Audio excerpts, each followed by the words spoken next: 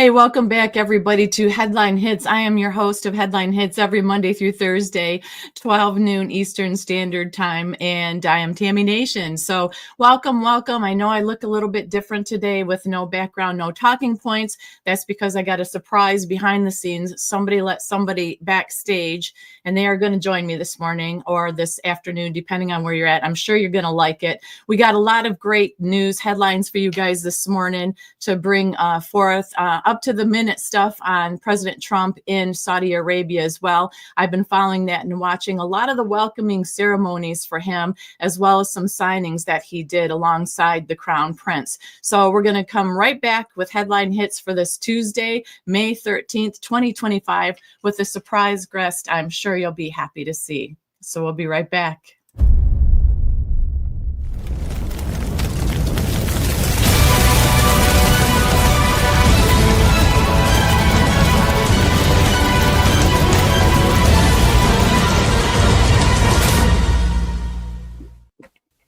So here we are. Look at everybody. Surprise, surprise. We've got LW here. He surprised me, was texting me. And I'm like, why is he texting me? He's at work. And the next thing I know, I go into the studio and he's here. So he is going to join us this morning. How you doing today, LW? Hey, I'm doing great this morning. I decided to take the day off after a doctor's appointment, and I was going to wait until you're all pretty much live to hop in to really spook you, but I didn't want to be too mean. So it's just good to be here today. Lots of stuff going on in the news, and we are live on Rumble. Just so you know, I'm over on Rumble right now. Good, So we're doing well on Rumble. There's been some technical difficulties for some reason with Rumble, so we're doing well. Yeah, yesterday we couldn't get on. It said that it was on, but it didn't connect to the StreamYard. So I'm happy that we're back on today because we love the people in Rumble, and we love all our people, actually. So it's really tough when you can't get on a certain platform. But I'm going to go ahead, and what I'm going to do is I'm just going to read through the news story, and then I want to get your opinion on it and see what you have to say, because you always have a lot to say. And no, not me. and we love it. So the first story that we have up is liar, liar in chief. So I don't think this is going to come to a surprise to anybody, but Labor Department claims hundreds of thousands of jobs created by Joe Biden were fake. They're saying that nearly 500,000 jobs created from the last summer into the fall never existed. The timing of the lie being right before the presidential election must be a complete coincidence, they say, huh? Democrats would never lie about such an important issue to win an election, would they? And of course, the media went along with all of this because, as we know, they took the Biden administration's word on anything. We talked about that a lot, how we were suppressed and they were not. So what happened was the Biden administration claimed they have added almost 400,000 jobs from July through September of last year. But new data released this week suggests none of those jobs ever existed. Despite constantly gaslighting the mainstream media, Americans knew the economy was in poor shape, and the latest numbers did prove it. So month after month, the government bean counters under former President Biden published overly optimistic estimates for everything from job growth to the size of the economy, only to have those numbers routinely and quietly revised down later. So not up, down. Instead of adding almost 800,000 jobs during the middle of last year, the economy likely shed more than 160,000 of them. So what do you think about that? Well, a couple of things come to mind. I think that all administrations embellish a little bit on their numbers, right? And that doesn't not include Donald Trump in this current administration. I think things get embellished. They boast about a lot of different things. But we do know from fact that a lot of the early initial job growth during the Biden administration came from just people going back to work after COVID. You know, people were just going back to work. Oh, we created all these hundreds of thousands of jobs. That wasn't true. That was just that was their way of, again, embellishing things. And I don't know why they do that, other than, I guess, to try to keep people, optimistic about the future. Because if all we did was went in and just talked like, shit's bad all the time, I mean, people be jumping off of, tops of buildings. So I get why that happens at times. But I do feel like there's lies and there's misinformation put out there, whether it be from the right or the left. But Joe Biden seemed to be a big part of misinformation, disinformation, and for them to go back and look at the numbers and correct those numbers to say, hey, it wasn't as much as what they were claiming. I'm sure that happens on the right too. Like you're probably going to see that even in this current administration. They're going to boast about a lot of jobs created. And here's another thing about the last 4 years. They also count government jobs as they created those jobs, Tammy. That's where I get frustrated, because we believe in smaller government, and these people that are in power, whether it's the right or the left, they want to create big government. I know the Republicans always say, "Oh, we're for smaller government," but that's horseshit too. They want big government. They want to create more jobs within the government. And so a lot of times they count those jobs as job creation, even though it's just our government expanding. And I don't think those jobs should be counted as growth. I think private sector is where the job growth should be, and we shouldn't be counting numbers from our government. That's my thought. Well, that is a good thought, because the government, that's one thing, but we, the people, the citizens, the taxpayers are the ones that obviously I think matter, in the sense that they say there's these jobs created out there, and we look around at our friends and family members that maybe don't have jobs. They're like, where are they? What are they? So I agree with you. There is embellishment on both sides. I mean, that is the dirty deeds of politics. Everybody wants to look their best, feel their best, say the best, to get elected and stay elected and be popular, of course. But I just think that it's surprising, as we look through the past administration and what they didn't accomplish and the things they did compared to what is being accomplished now, that there's a stark difference. And I think that people need to pull away from their opinions of individual leaders, Biden or Trump or Bush or whatever it is, and look at the policies. And we say that all the time. That's why I think it's important to pay attention. Policies matter. Yes, policies they really matter, and job creation matters too. Again, I think I don't think any of those numbers should reflect from a government standpoint. It should be private sector. I'd even question government contracting, because those are bought and paid for as well. Companies who work for the government and, politicians have family members that are those contractors, and they get those type of jobs, and then there's always a kickback. So I think, as a citizen of the United States, where I want to see job growth, and the only number that matters is how many new businesses have developed, right? Whether they're small mom and pop shops, or if they're, corporations, small corporations just getting started, and how many employees are they employing. The rest of it doesn't matter to me. That's just how I look at it. Very good. Okay, well, let's move on to the next story, because we've known that there's been no shortage of embezzlement and different bad dealings with taxpayers' money in this country, our own politicians using them for the wrong things, or outside of the country. But this was just out. Senior budget analyst in the State Department's office of the chief of protocol. Her name is Levita Ferrer. She's 64 from Maryland. She pleaded guilty last week to embezzling more than $650,000 from the U.S. State Department over a 2-year period. So she admitted that she used her signature authority over a State Department checking account between March of 2022 and April of 2024. So it was an ongoing thing while she was working as a senior budget analyst at the State Department's office. So what she did is she actually issued 60 checks payable to herself and 3 checks payable to another individual with whom she had a personal relationship. Now, she printed and signed each check and deposited all 63 checks, which totaled $657,000 plus. into her personal checking and savings account. So she attempted to conceal it because these people, politicians, like you said, on both sides, it doesn't matter if they're going to steal or try to beat the system. They have ways to do it, and they always have people that are in it with them. But she tried to conceal it by using a common QuickBooks account at the State Department. And then after she entered her name as the pay on the checks in QuickBooks and printing them, then she often changed the listed payee in QuickBooks from herself to an actual State Department vendor. So they did this investigation, and she did plead guilty. So my thing is, some people may think and look at this and go, I never heard of that lady. Who is it? It doesn't matter.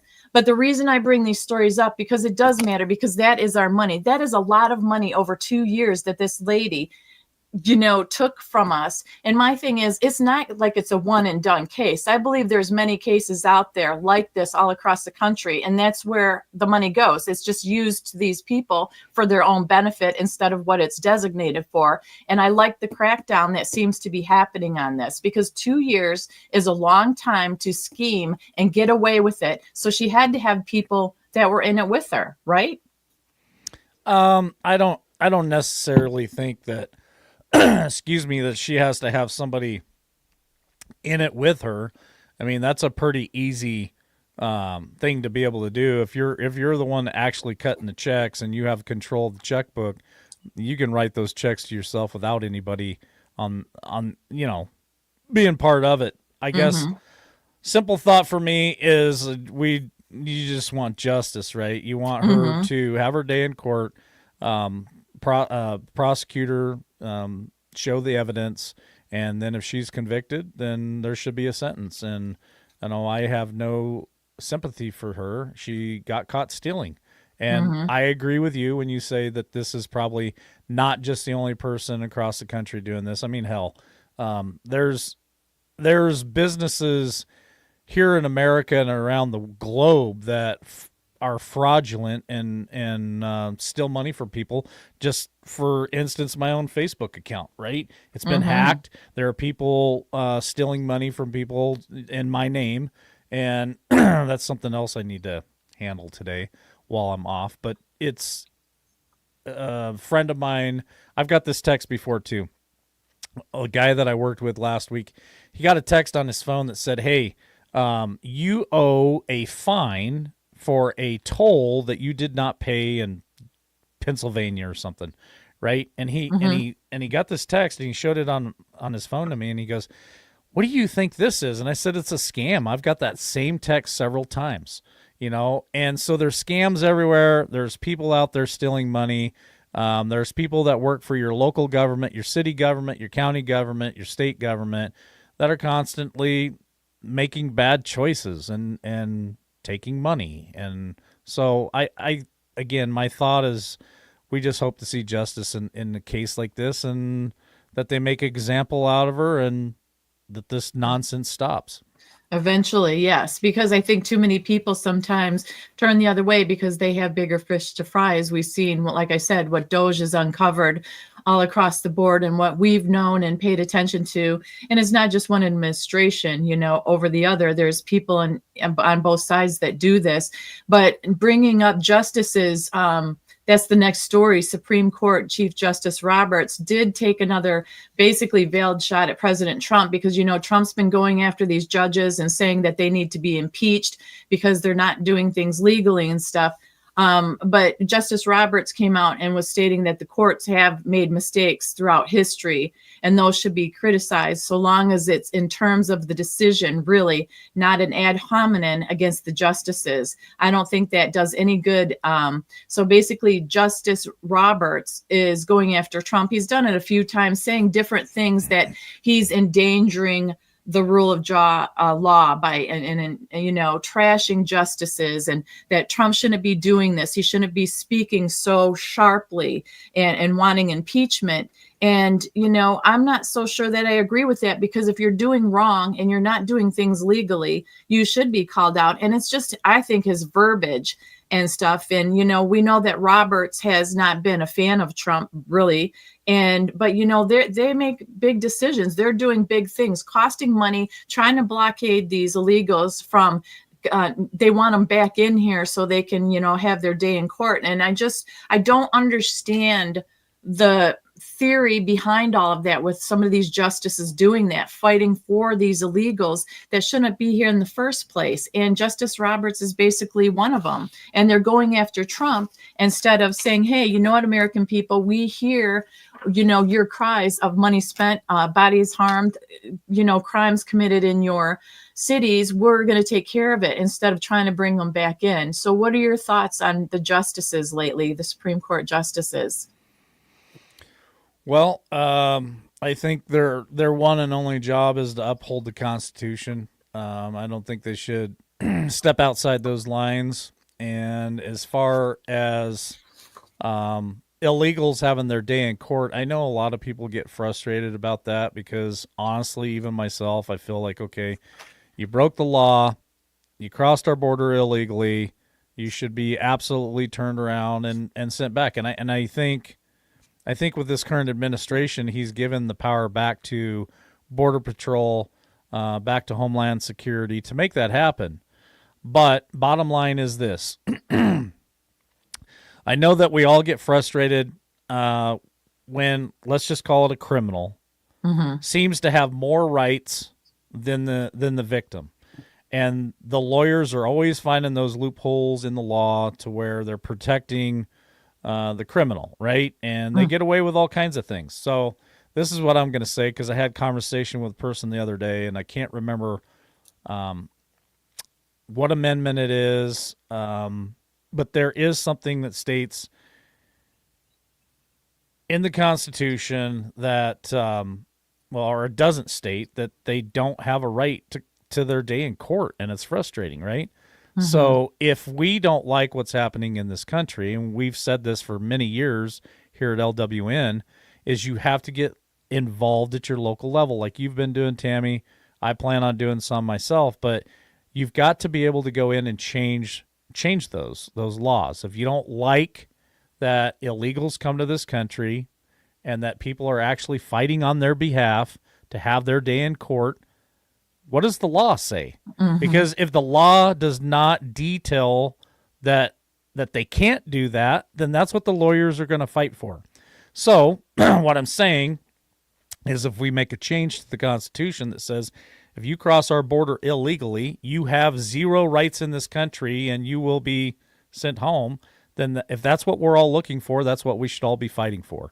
Because if it doesn't state that clearly, or it states something else, and the lawyers are finding those loopholes to work around it, I mean, our hands are tied at that point, Tammy.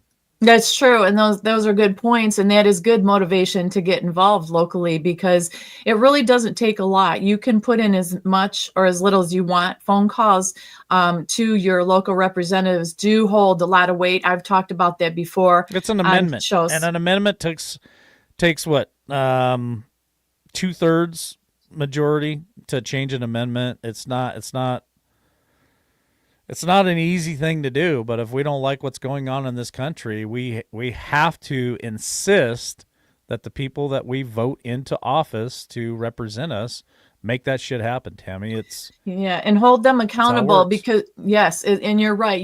Brian Jack actually is in my area here, and he's been at many events, and each time you have a conversation with him about something, he says, hold me accountable, and he does go to events. That's another thing. If your local representatives do not attend certain functions in your community and stuff, and they're not seen, like they're seen when they want to get a seat, and then once they get the seat, you don't see them anywhere. They just, kind of disappear. That is a red flag right there, because they should be very active in your community. And I have to say, that's one thing that I've learned looking and dealing with some of the politicians around here in my state, is some of them just rub noses with the who's who and the what's what, the elites. And the other ones really kind of hit the ground running in the local level with people, because they want to know how we feel, what we say, what the vibe is, and all that stuff. They're paying attention. Those are the ones ones that you want to elect. Those are the ones that you want. When you go to local community events, just don't say, well, I really don't care about this person.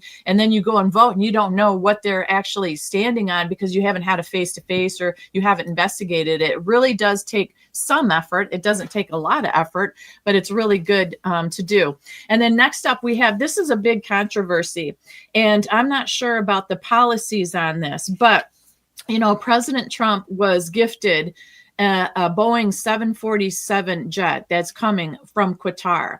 And he said it is a very nice gesture. It would be stupid to turn it down. But he's getting a lot of feedback negatively from people saying it's not a good look. It's not a good idea to take it. Rand Paul came out yesterday on Jesse Waters and said that he should not accept. It's a $400 million jet, I guess. And he said that basically it's not a good look. But Pam Bondi came out and said that it's legal to accept something like that if he transfers it to his library and eventually switches back to Trump Force One. And so there's all these politics behind it, but I don't think he's doing something illegal. And I think that it's just something that some people can argue about and say, hey, you're taking these gifts, you shouldn't take it. Paul said that the Constitution in Article 2 does talk about the presidents can't take any emoluments or gifts from foreign leaders, but if it's used for official purposes, that's where Pam Bondi comes in and says, not like they just gave him a jet, because obviously, you don't want your elected officials to get gifts for no reason. So it's an official thing that is using, because as you know, Boeing hasn't, or whoever it was, hasn't supplied the new Air Force One yet. So Qatar just did this as a gift. So what do you think about that? Do you think that is a big deal? I don't think it's a good look either. If Trump accepts gifts like that, I mean, people can say he's bought off, right? And we don't want a president who is bought off, looks bought off. Now, have other presidents taken gifts? I would guarantee you there's presidents out there that have taken cash under the table and been bought and paid for 100%. So now if Trump wanted to, I guess this is how I look at it. I wouldn't want Trump to use it personally, but if he could take that and say, hey, we're gonna sell it, or we're gonna use it for veterans, we're gonna sell it and take all that money from the plane and put it into a veterans program or something like that, I might think twice about it. But I still don't think it's a good look if he takes a gift.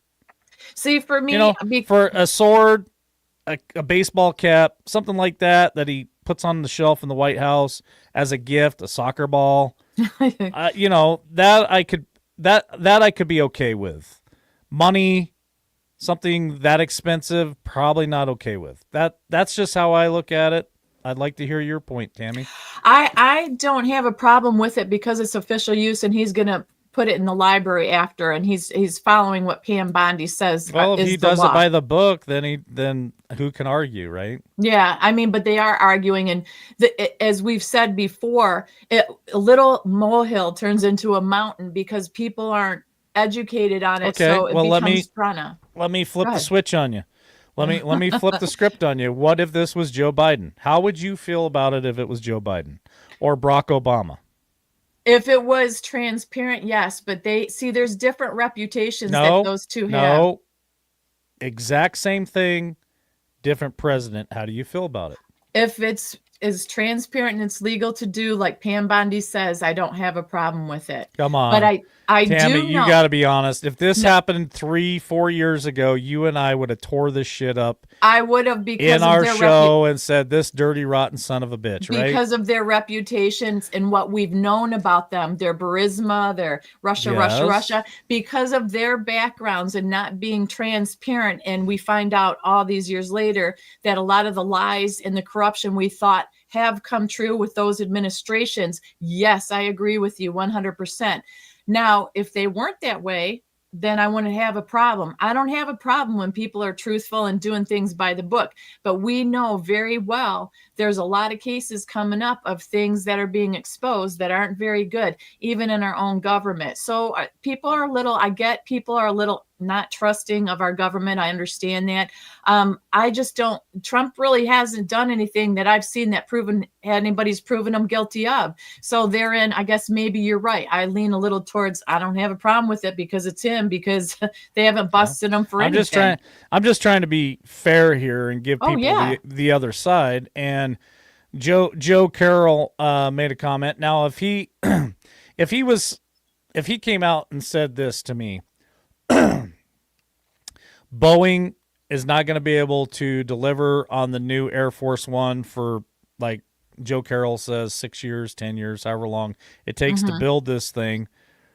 But I'm going to use this temporarily, and it's going to be part of the government, Air Force One, for the next president as well until Boeing completes the new Air Force One, then I probably wouldn't have a problem with that. I'd be like, okay, so what we have is old and outdated. We need something newer. They're gifting America. Now, if they were gifting the presidency in America this plane for Air Force One, I look at it differently than, hey, this is like a gift just for Donald Trump. That's how I see it. Yeah, well, he did say it is for the presidency. It is for America, and there was a reporter that asked him. So are they going to paint it? Are they going to put the paint scheme on it, and they're going to use it for Air Force One? Yeah, that's apparently until the new one comes in. So I would probably be okay with that then. Yeah, so I would like to know what Dems think about that. Are you okay with Trump using that as Air Force One? And what if it was Joe Biden instead of Donald Trump receiving this gift? I'd like to know. Yeah, it'd be interesting. But, as Trump says, he goes, when the reporter said, do you feel bad, or how do you feel about that gift for you? And he goes, that's a stupid question. It wasn't for me personally. It's for America, and it's for official use. So, so that kind of settles that. That changes things then. Yeah. Yes. So let's go to the next story, because you're just trying to fire me up. You have to, get you going. So that way you don't take it easy on your day off. You got stuff to get done. Trying to get that blood pressure blood pressure going, just like work does. So we've got RFK Jr. Did praise President Trump in a presser yesterday regarding the EO he signed with the cost of prescription medications.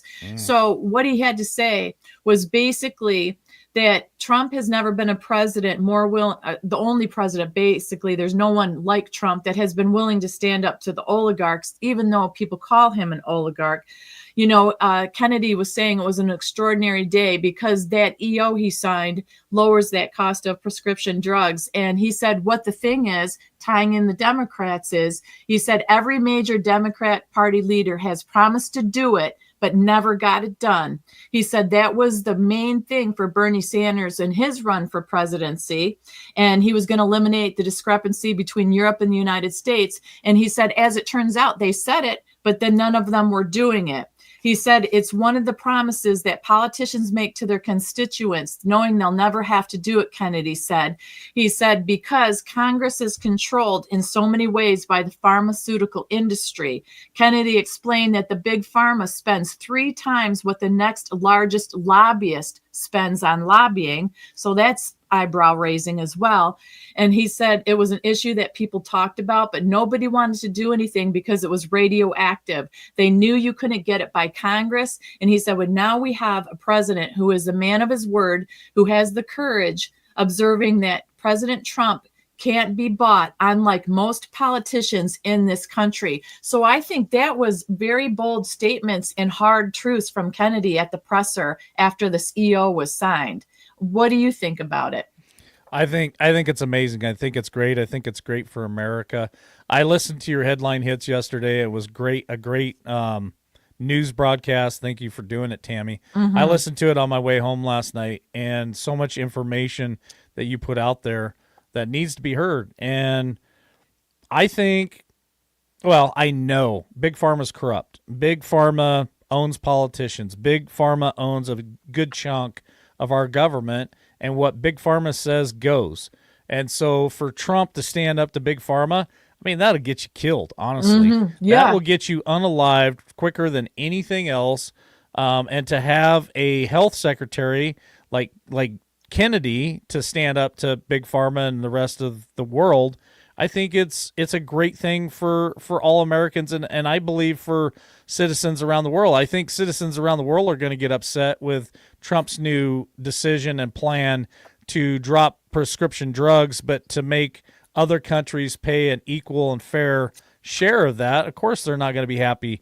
You know, a lot of people and a lot of my friends jump the border and go to Mexico to get prescriptions and to get procedures done because it's way cheaper in Mexico than it is here in America. So to see our senior citizens, I think, are going to benefit the most for this. To have their prescriptions dropped, 80% would be amazing. So I think it's good, but I also think it will come with pain and challenges as well as anything else, Tammy. Yeah, it will. But I wonder how, since the Dems ran on it, a lot of them have been trying to do all it. politicians, and I forgot my part of my thought about that. Okay, real quick. Okay, yeah. Whether it's left, whether it's right, it does not matter. These sons of bitches lie to us. They tell us they're going to vote me in and I'm going to go change this and I'm going to do that. I think a lot of them that have good hearts that really mean what they say get to DC and see that it's such a damn swamp that they can't do anything alone, right? Right. But I believe that when the left runs on all that, Barry Sanders and the rest of them, we want to drop prescription, and he's always raising his fist up, and right. big corporations and all this shit, they don't mean jack shit. They're bought and paid for by Big Pharma and by those corporations. They talk a big talk, but they don't walk the walk. And Donald Trump is walking the walk. So that's why he gets my support. And I hope that he continues to wreck it. Honestly, I hope he tears this whole son of a bitch down to the ground and let's rebuild it, because Big Pharma has been a thorn in America's side for a very long time. And they look at you, me, and everybody listening today as cash cows. Yes. If they can prescribe you a drug, the doctor gets a kickback. The politicians that allow this shit to happen to, they get kickbacks. I mean, they're all getting filthy ass rich, while a lot of America is, they're tied to all these prescriptions. Now, are there some prescriptions out there that help people? Sure. But I think a lot of what's happened to society is we've gotten away from what really makes us healthy, which is all natural herbs, vitamins, healthy living. That's why I like Kennedy Jr. He is all about that. He's in great shape. I watched a video the other day where that old man did like 54 pull-ups with the Army. He was working out with the Army or the Navy or something, and he was doing pull-ups. He's strong. I mean, he is strong. He's fit. He's done so much research. He's dedicated his life to health. And just go back 3 years where we had the guy that pretended to be a woman. How is that healthy? That's not mentally healthy. It's not physically healthy. It's not spiritually healthy. And that's who the last administration chose to lead America in health. So kudos to Donald J. Trump, and kudos to RFK Jr. Amen to that. This is a number that I don't think people realize, but RFK Jr. also said that America provides 74% of the pharmaceutical revenue in the world, yet we only have 4.2% of the world's population. Yeah, because everybody's on a freaking drug. And here's the other thing. Now, I don't know this to be fact. I've heard it. I've never done any follow-up research on it. But I heard that there's only 2 countries on the whole planet that allow any kind of pharmaceutical commercials on TV. Do you know that we just got Hulu the other day? I watched Hulu when it first came out, but now on Hulu, every commercial on Hulu is a prescription drug. Every freaking commercial.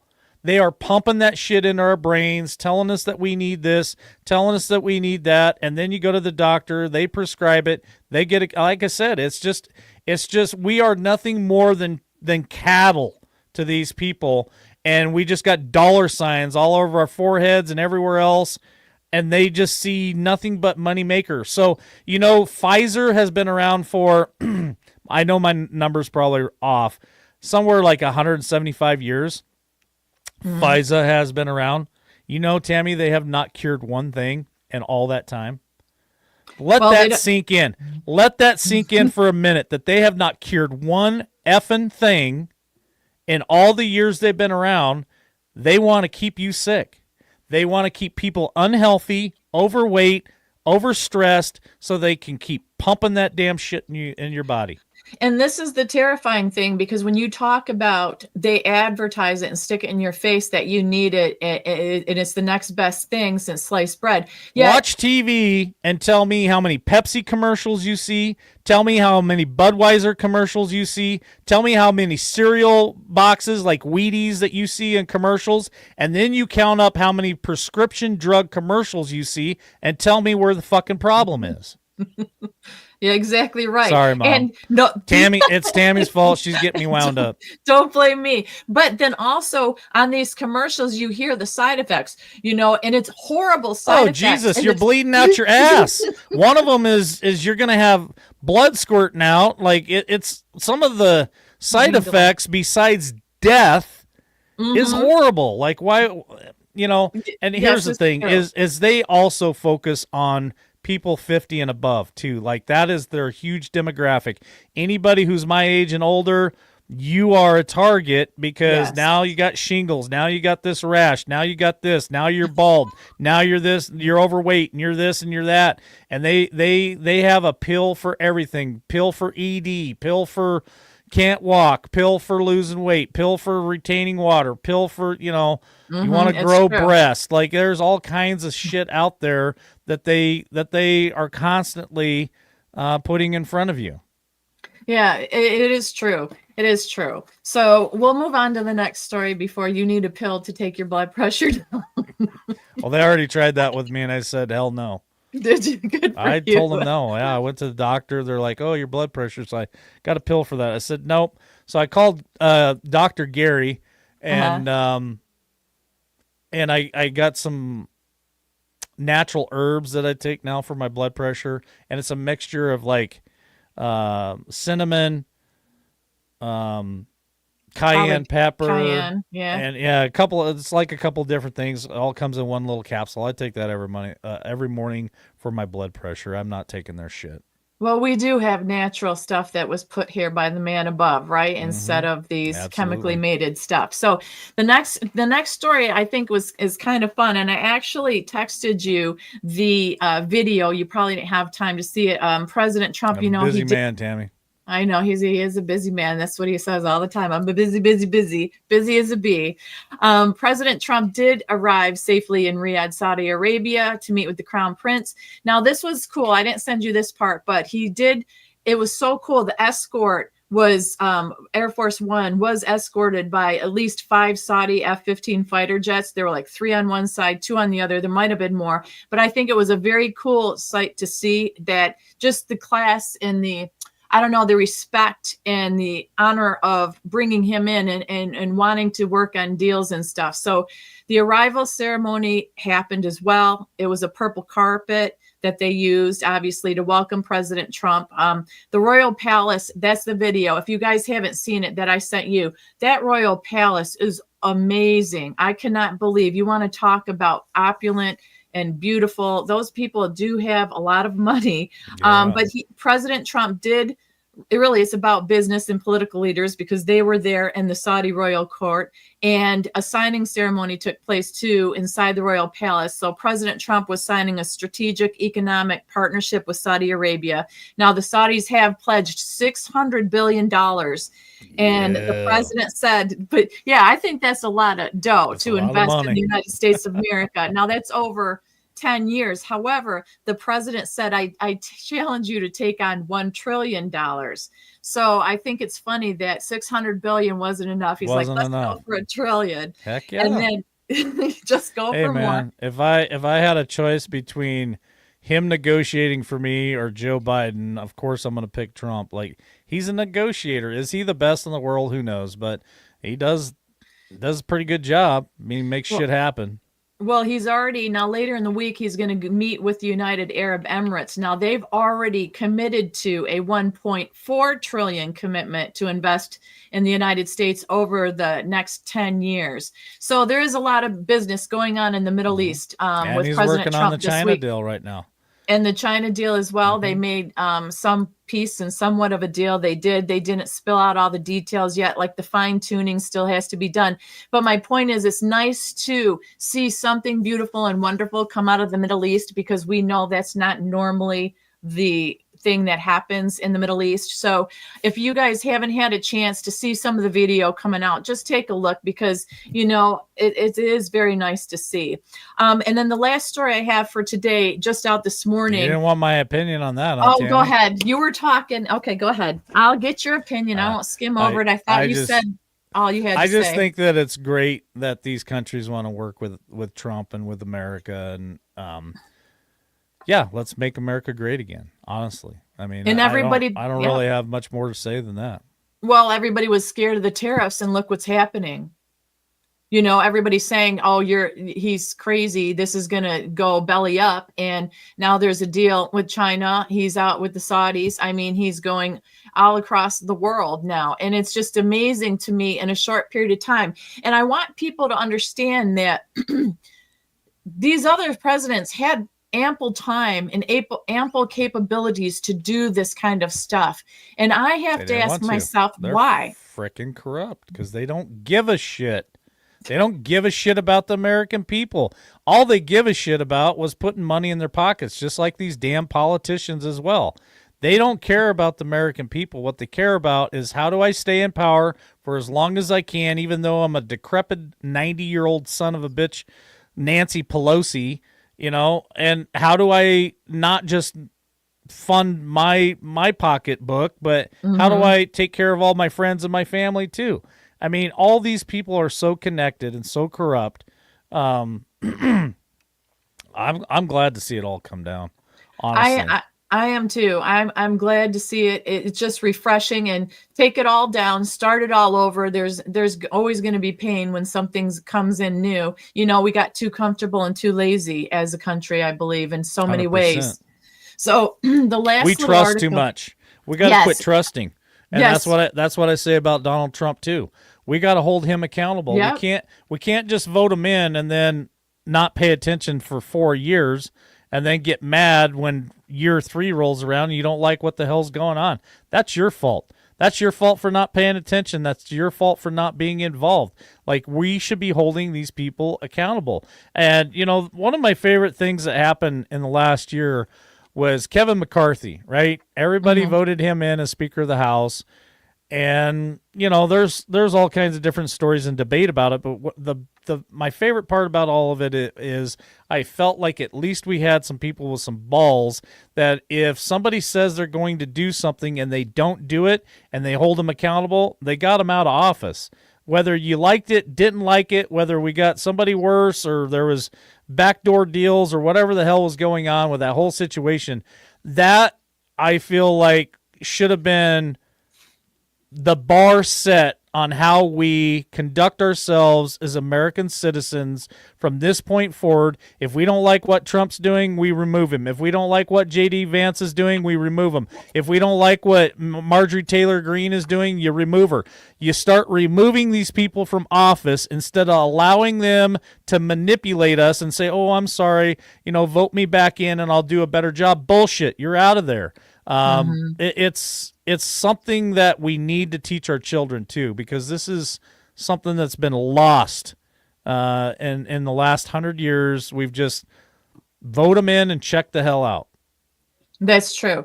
And that's a good point about teaching our children. That is very important. They need to know they have to be involved. They have to get out of their video games and all of their electronics and realize that there's a real world out there that they're going to have to deal with someday when they leave the house of mom and dad. And you know what I mean? They're going to have to know how to deal with stuff. So I agree on that. And I just think it's wonderful. Don't be a pill. So now the last one is, speaking about deals and all that stuff, the House Republicans did release more information on the One Big Beautiful Bill, a change, and actually it's going to do family paychecks, give them a big, huge boost. The bill is backed by Trump. We know that, but it is a 390 or 89 page bill that this time includes, because there are little pieces that they've already did, okay, and tweaked, and they were waiting. There was like 11 pieces done, and they had like 7 more to do. So they retweaked them, they resubmitted them, and it basically is a long list of pro-growth, America First provisions, and many of the different things that Trump wanted to do with tax cuts in 2017. And they said this time with some added firepower, they're calling it. But some of the details include major tax cuts and extensions of individual tax rate cuts, makes the Trump era tax rate reductions permanent, eliminating the 2025 expiration. So that's pretty good because it's eliminating, it's not going to expire then. Then also increased standard deductions, extends the increased standard deduction and adds a temporary $1,500 boost for individuals and $1,000 for heads of household running from 2025 through 2028. Then they're going to extend the child tax credit. It boosts it from $2,000 to $2,500 per child through 2028, and then requires Social Security numbers for eligibility to exclude, not include, undocumented individuals. And then once again, no tax on tips. That's supposed to run through 2028. No tax on overtime pay. It says allows workers to deduct qualified overtime compensation from their taxable income also through 2028. So these are just some of the breakdowns, some of the examples, but you can actually see the whole bill in all its glory online anywhere. And I just think that by making things extending from 25 to 2028 is pretty good. And it looks like there's a lot of goodness in there for we, the American people that aren't multimillionaires, let's just say. So I'm looking forward to that if they can get it passed. You?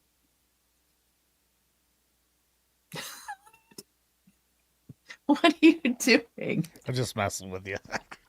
I'm like, okay, he's frozen. Here we go. We got to get out of here. Well, okay, here's my first question. You said extended through until 2028. If this is a bill and it gets passed, it already passed the House, so it goes to the Senate. And then if the Senate passes it, it goes to the desk of Trump. He signs it. It goes into law. It goes. Why is it only 2028? If he signs this into law, especially no tax on Social Security, no tax on tips, no tax on OT, why does it stop in 2028? I guess that's my question for you, Tammy. I'm confused. Well, I guess it's because that's when it's the end of his presidency, and maybe things will change by then. No, when it's signed into law, it's signed into law. It's not signed. I know, but so each presidency doesn't have these bills that come across their desk, and they signed it into law, and then it ends when their presidency ends. If it's on the books as a law, it should stay on there until somebody comes in and changes that law. I'm thinking because it will increase or change after 4 years, depending on cost of living and everything else. I think that there's room there that for the next 4 years, he wants to guarantee it for his presidency. And I know it's into law, but then that is the starting point, and then they can change it and boost it up, right? They can put in new EOs and new decisions to change the law, right? And increase the time or increase the amount of money. But I think he's trying to show that he wants it guaranteed for at least while he's president. Okay, that makes sense. So what I understand, and I could be wrong, but this is supposed to be something that the Senate is looking at possibly passing, which I heard that they have the horsepower to pass it right around Memorial Day weekend, which is right around the corner. That's like what the first Monday of June is Memorial Day weekend. Anyway, I heard that if the Senate can pass that around Memorial Day, that will go to Trump's desk and he signs it into law. And I don't know how this works. I don't know if he signs it into law, you got to wait clear till like January 1st before it's enacted, or if he signs it into law, it's immediate, starts, in June, July, whatever. But regardless, I mean, if they sign this into law, it can help pretty much everybody in America. Yeah, and it is the last Monday in May is Memorial Day. Last Monday. Okay. Yeah, last Monday in May each year. Also, I heard he wants it done because by July they have having that big celebration and for the 4th of July, and There then you June go. 14th, the other celebration in the Giddy parade. up. So basically, I think they want all the technical stuff done and over with so we can just celebrate bigly through, June and July. And I I'm think gonna it'll be I'm awesome. gonna have to plan a trip to Mount Rushmore again. Everybody pack I up, think suit up, one of the and go. shows that we did the last week, Tammy. I think somebody can't remember who it was. It was one of our viewers was talking about maybe going to Mount Rushmore for 4th of July. Now we did that a few years ago. Got kicked out of the house. Had to sleep in my car. It was a wild time. What a good Shane, time. it was the first time I ever met Shane, which was cool. Wow.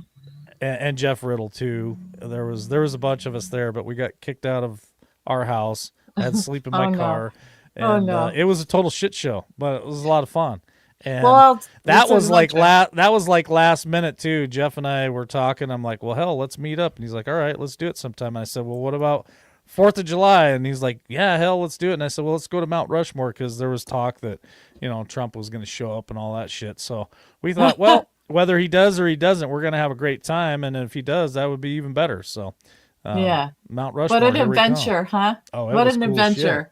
It was cool as shit. That is a possibility. You don't know. But I mean, it would be fun. I can't wait to see what the celebration is going to be for, I think, the 4th of July, because there were different plans, 2 different plans out there for these big celebrations. Almost like the big, what is that in Chicago? They called it with the big fairs and festival or celebration. He said it was going to liken towards that with vendors and new Well, like inventions. the World Fair. There we go. Yeah, I couldn't think of the You're welcome, word. Tammy. That's why I get paid the big bucks. You do. You're the big one. Yep, get the big bucks. But that's what I have for headline hits this morning. So Wonderful. I think it was great. great It was time. great. Yeah, you joining me and getting your feedback and stuff. It's always a good time for sure. And now you have the energy to go through the rest of your day and not be slow mo. Keep it going. But I think it was really good. I think it was great. Everybody, thanks for joining us.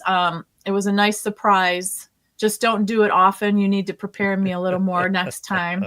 Gosh, next time you'll I wait like until these I'm on there. surprises. I like the surprise people. I know, it's awesome. Everybody knows I'm working during the week, so when I get to hop in here and surprise everybody, hey, headline hits. I miss doing headline hits, man. I tell you, it's one of my favorite shows. It is. It's a good time. But you do an excellent job, Tammy. So well, thank you I'm so glad, much. I'm glad that you picked it up and you're running with it, because I think it's important for us to put out this information for people to hear every day. And so thank you so much for carrying the torch. You're welcome. You're welcome. I know the moment he can come back, he's going to bump me out and he's going to never do that. I would never do that. We'd just have to do this right here. We'll just do it together, and this works out take good. turns or whatever. Yep. All right. Well, we're going to get out of here, you guys, because we both have stuff to do and get on with our day. Thanks so much once again for joining us on the LWN Network. Please hit like, share, and subscribe. We'll see you later. Bye.